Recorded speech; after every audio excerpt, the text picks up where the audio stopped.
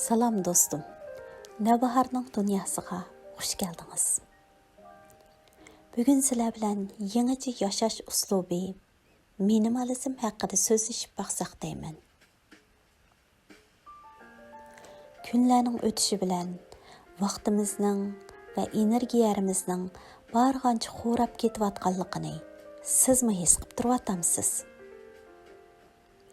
Uyingizga qarasangiz, bir kun kerak bo'lib qoladi deb yig'ib narsalaringiz emdilikda putingizga putlashib turgan.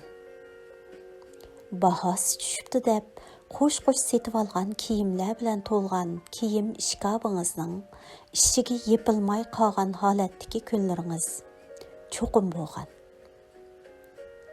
Uyning qarzini to'lash, kredit qaytarish, bularni desak, bular har doim bizni yolg'iz qo'ymay, qonidek choplashib turadigan g'amlar.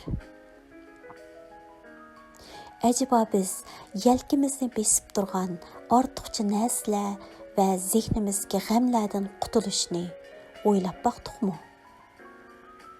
Balkim gelingizdan bo'g'ib olgandek ig'ir besim va kishilik munosabatlar tufaylidan bularni o'ylashga fursatingiz chiqmagan bo'lishi mumkin.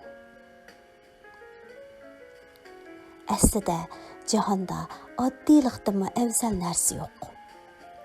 Ortiq axlatlarni tashlab, keraksiz ashyolarimiz bilan xo'shlashgan chig'imizda biz minimalizmga bir qadam yaqinlashgan bo'lamiz.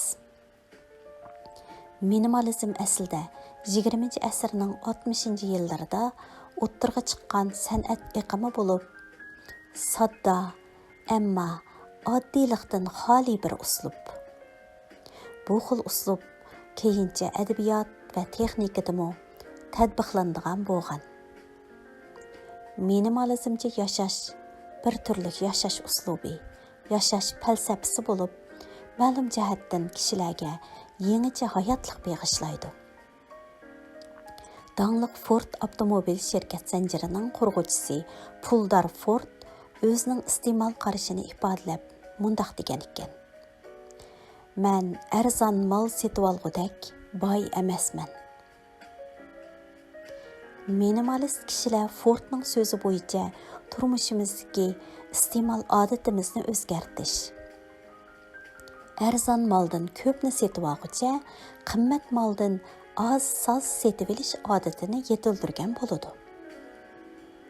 Atrofimizdagi soy tashlab turgan bosh jinoyatchi texnika va ijtimoiy taratqular bo'lib, insonlar rangarang e'lonlarning eziqtirishi oldida taslim bo'lib, qaysi bir to'r cho'lpini qo'llangan mahsulotlarni setib olishdan yoki ularning kezgan restoranlari sohillarida kezish istikidan xoli bo'lolmaydi. Olma shirkatining davr bo'lgich mahsulot inqilobi qo'zg'agan dunyoviy shaxs Steve Jobs tilga ilinsa, qora mayka va jins ishdan kiygan holatidan boshqa obrazi bizga tanishliq emas. U balkim zehnini bizga o'xshash g'amlarga band qilmay, hayotidagi detallarni oddiylashtirib, vaqtini texmo muhim qarorlarga bergan bo'lishi mumkin. Minimalizm balki bizning zehnimizni va vaqtimizni ahamiyatli ishlarga sarf qilib, oddiy, ammo huzurli hayot kechirishimiz uchun yordamchi bo'lib qolishi mumkin.